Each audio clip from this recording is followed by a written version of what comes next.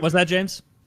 No, but even if you're in like a pushing, you're pushing somebody, it escalates quickly. And unless you really know how to balance yourself, unless you've got a lot of practice, even a pushing match can be kind of very eventful. It's just when I see some of these videos of cops dealing with people, like if you don't understand what it takes just to keep yourself safe, you're not going to dominate somebody. I mean, maybe if you're a great, a heavyweight MMA guy, you may have a chance that somebody smaller, they're not going to take any damage. But there's this unrealistic idea that cops can somehow subdue somebody without any type of physical. I disagree. I all the videos I see, depends on the criminal. Cops are absolutely dominating the other guy. And Taylor, you're right, it does. And it's because the other guy's hardly fighting back. Like when a person resists arrest, they're kind of like just not fully putting their hands behind their back. In most of the videos I see, they're just kind of like walking away or like slipping. They haven't gone into full attack mode. They're more in like, no, I don't wanna. No, they're like a kid who doesn't want to get in the car. They're just like, no, I don't want to get in the car. And if a bigger dude is square just like, up with a policeman, also, it's rare. There's rule of thumb here: always watch the first 5 minutes of the video and the last 5, not just what you're fed, what we're fed on our outlets, because I'm in a business. I can manipulate everything. When I edit, I can make the same scene look polarly opposite. Oh yeah, you're going to come off terrible on this podcast. By the way, we've been here 4 hours. These are 30 minutes long. You guys have no idea how racist he's about to look. You just watch it on Saturday, and it's like, my name is James, and I am gay. It's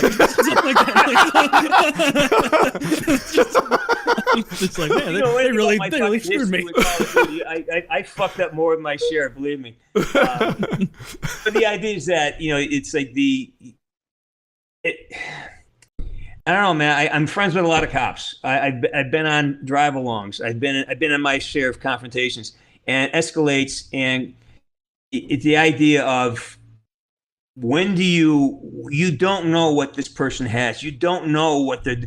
And here's I don't know. You guys take a class on weapons at CCW. I have a CCW. You have to take a law class. I think we all do. We've all done it. Yeah. Or have. So, in the class said, what is the effective range of a knife? Well, it's 15 feet. That means if you got a knife, by the time I get to my gun, you've got me stabbed. So there's all these relevant tactical things that you have to remember when you deal with suppression of violence, suppression of criminals, that people don't understand how difficult it is to get somebody to become compliant, to basically comply with that, or listen. Just if you're resisting, it's a dangerous thing for a cop. It's a dangerous thing, and I think part of the issue is that I'm not sitting here giving cops free range to do what they want. I'm not saying that. I think that we have to change the way police teams are handled. I think police got to be done in teams, and they got to rotate out. When a guy gets hyper, hey, tap him out, get out of here, walk off. You're excited. Because when the adrenaline goes, you lose your finer nuanced skills. You become more base oriented. If fighters know that when you go, your adrenaline, and you lose your finer capabilities or your reason. You go to this more sort of a more base approach. But I also think that we've got to start making a conversation into communities that are hard hit by these things. Teach your kids to be respectful. Teach your kids to, hey, cops is it until we can fix it. I have a lot of kids on my channel who are I'll call non-white, and as a hockey coach, I lost kids to street violence in New York, and it's fucking horrible for me. I get attached to people really quickly, and I keep saying, guys, I don't. It may not be politically correct, but please, if somebody's pointing a fucking gun at you, just do what they tell you to do. All right, especially if it's a cop, that means he's afraid. Someone pulls their gun. If I carry. If I pull a gun, it's because I'm really thinking I'm in danger here. So when a cop pulls his gun, it's not a joke. It's not a challenge. Don't antagonise. Don't challenge somebody who's pointing a gun at you. It's like, just teach us to, hey, all right, maybe find a way to take the fear out of being thrown in jail. Maybe have people who are indigenous, who don't have money, build a fund that they can. Okay, I'll take the pinch because I know that I'll have some type of legal representation, or there's money there. So if I am sort of just on the edge of things, I can get out of jail. Fix it that way, but compel people to comply, especially when they see a cop holding a gun. Fuck, somebody holding a gun at me? Yeah, what do you want, man? I agree with you there. Like I've had cops pull guns, and it's just like, yes, what sir. would you like me to do? What do you want? Right. Hey, You're both follow right. me. You should comply, right? Like, I try to do this quickly. I drive a motorcycle. You can't just go blasting through green lights expecting people to see you on a motorcycle. In a car, you can do that your whole life. They kind of see it. People don't tend to make lefts into you, and if they do, the consequences aren't that high. With a motorcycle, you got to drive through green lights in a way where you're prepared to deal with somebody making a mistake. Cool. Yeah. Everything's your fault. Well, not everything's your fault, but everything's your problem. Somehow police compliance comes like there's a parallel here. Should I completely obey? Yes. But the consequences are fucked up. I don't know. Maybe the parallel's not working, but there was a shooting in North Carolina. I have a video. I'll open it at current time. Perfect. What happens is these cops roll up. I don't know why they're going there, but it must be pretty serious because they're all dressed in their tactical gear, and there's like 6 of them in the back of some sort of pickup truck, maybe? This is SWAT. Okay. They don't have a cool SWAT armored personnel carrier, but they're ready to get shit done. Here, I'll just flip through it for people. Holy shit. Right? So they come out of this thing and they find the dude. There's no sound in this. Wow. But is this the guy? We're going to see him any second now. Oh, I think I maybe skipped past the good part. A minute and 30 in, we haven't seen the guy yet. We're just seeing mostly this guy's forearm holding a gun. Okay, I gave you a bad timestamp. The amazing stuff happens around 1:10. Well, he's dead. Yeah. He's dead, right? Yeah. So I would think so. Here's what happens for people watching it. I'm at like 109 for you guys. There's a car right here. This car, rather than just comply with all these cops pointing their weapons at him, he gets in his car. There is a policeman here on the right of the screen. I'm at 111 right now. And I think there's one at the top of the screen. The guy is clearly driving in between 2 cops. Take note of where this cop's feet are, because he does not run over this cop. He doesn't run over where the cop is standing. He's driving around the cop in an effort to escape. The cop kind of shuffles right even further into his path. In spite of the fact that the cop shuffles the wrong way, I'm at 113 now, he still doesn't hit where the cop was. The cop could have stood still. He didn't hit him. Now he drives past the cop, and he's kind of like escaped. They all start shooting, and the guy dies. Now, he shouldn't have done that, right? He shouldn't have hopped in his car and tried to drive away. What was he driving towards? He was like in a yard heading towards a house? What was... I think he was just driving towards freedom, and you don't get to see his eventual path because he gets killed. And so once he gets past the policeman and they're looking at his rear view, they all open fire and the guy dies. Now, like, you can't do that. It wasn't the guy's fault, but it's the guy's problem. And that's he where the wasn't whole even driving motorcycle to add through the on green there, light parallel came through. Like, it's not your fault, but it's your problem. This guy's death was caused by his bad actions. It was caused by his reckless actions is a better take. But there shouldn't be a death penalty for driving away from the police. And the prosecutors have looked at this and decided not to file charges. It's done. The reason over? why is because the car is considered a lethal weapon. True. Lethal force. I don't know if you know this case, but that's exactly what they said. Legally, well, this is a law class. Legally, a car, if you take your car and you drive at somebody, that's you can be charged with assault with a deadly weapon. And I think that's nationwide. I don't think that's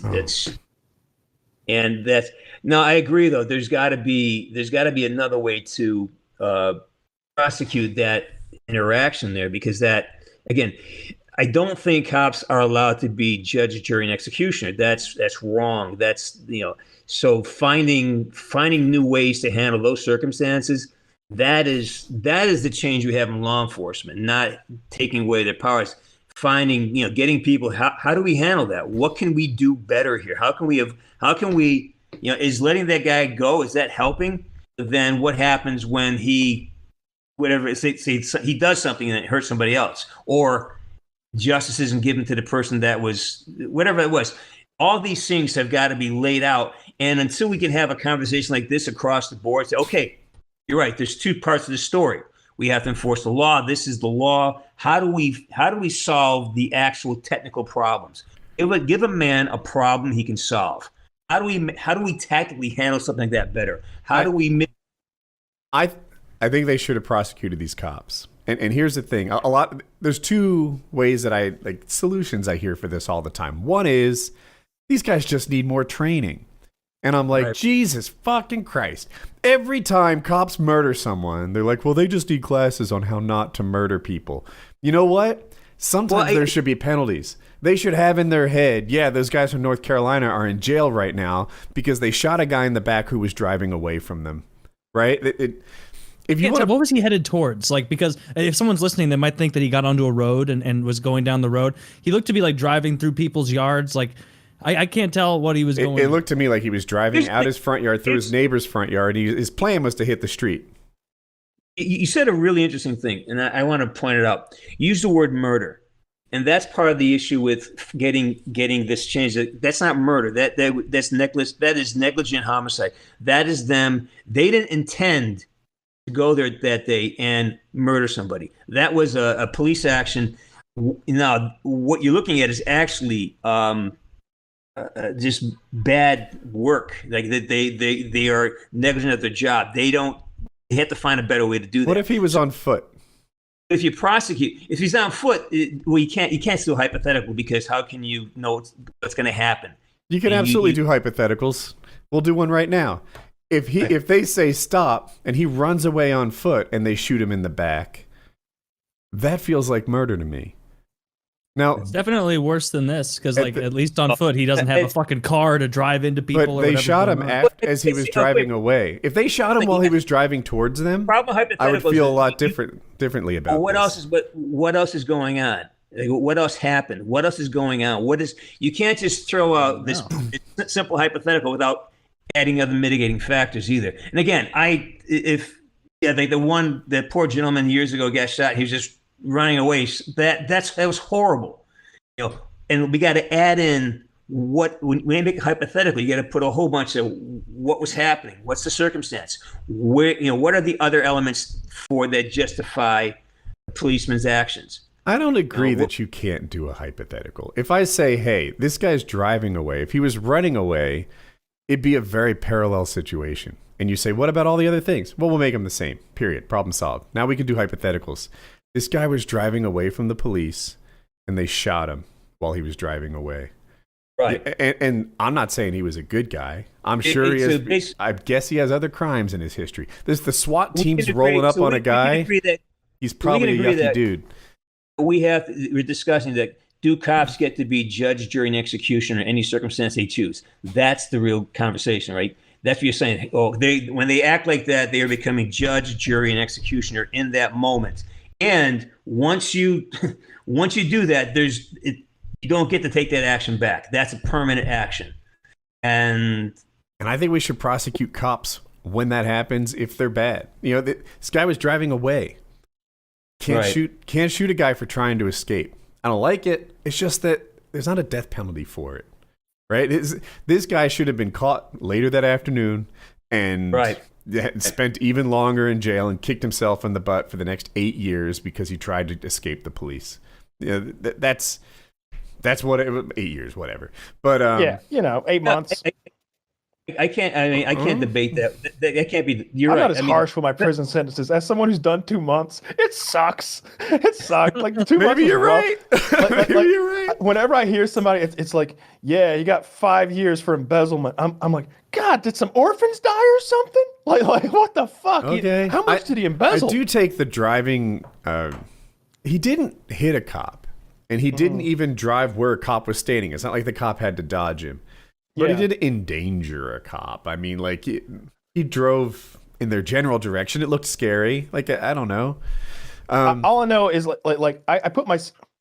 He drove into that one guy, didn't he? And then I think cops have to be held to the highest of standards. I went frame by frame. I think if you're going to patrol the streets with a fucking gun, if you're going to patrol the streets with a gun, you should be held to a very high standard. And Absolutely. so I say, like, I've done some crazy things, and I don't really get scared of too many things. And I'm thinking, like, would I be scared if I were, like, not even in front of the car, but just near the front bumper? Like I can look and see the wheels of the front of the car. Like, there's no way he can hit me. He could maybe rub against me a little if he makes a sharp turn, but I'm not in danger. He's not going to kill me. I can shuffle step to the left and I'm fine. Would I be scared? No, I wouldn't be scared. I'd be having fun. It'd be like, oh, this is exciting, isn't it? I wouldn't be afraid though, especially if I've got a goddamn AR-15. Like, what's he gonna do? Like, one-handed shoot me with a pistol as he drives past? If I see a pistol, I'm gonna shoot him.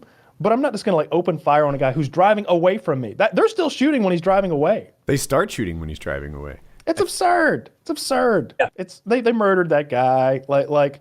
And you can frame it. You can be like, well, technically, cars are lethal weapons. He was fleeing the scene with a lethal weapon. They had no idea where he might go next. All right, that's one way of looking at it. But don't try to act like it's the same as him running away with a blood-soaked machete toward a school. Like, that's not what was happening. He was just trying to get the fuck away. And he shouldn't be. He shouldn't be. And like you said, that's another charge. You're fleeing the police or whatever it's called. And if he bumps a cop, I don't care how lightly, he just assaulted a police officer.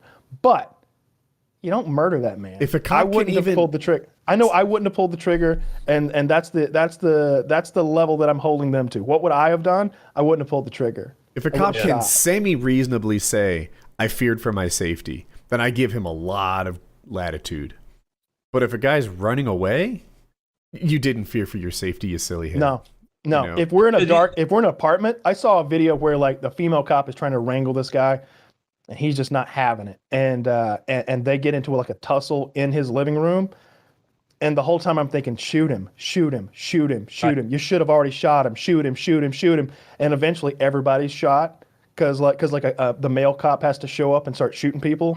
And, like, the woman has been shot by, like, her own gun or something. And then the male cop has had to come in and shoot the other guy with his personal gun. And it's a whole thing. It's like, you should have shot him a long time ago. So it's not like I'm always on the bad guy's side or anything. It's just, there's levels to this shit. And that was a situation where the cop shouldn't have shot a guy who was driving away from them menacingly. And but then there's some situations where it's like, we're in a dark room and it's just me and you, and all that's standing between me and you killing me is me killing you. Like, I'm gonna have to shoot. And especially if it's a crazed person, like are we there for a guy who stole some watches and was selling them on the street? Or are we there for, like, Psycho Billy, the guy who's got, like, 3 murders on his rap sheet and he's looking for a 4th gang member to shoot today? Like, there's a big difference. In North Carolina, as a general rule of thumb, as concealed carry, you can shoot someone if you fear death, serious injury, sexual assault, and you have no ability to escape. That's roughly when you can shoot someone. Take away the no ability to escape thing, and we have a good guideline for cops. Do you think Alabama or Arkansas or wherever Boogie's from has the same law? Because he was definitely in fear of sexual assault.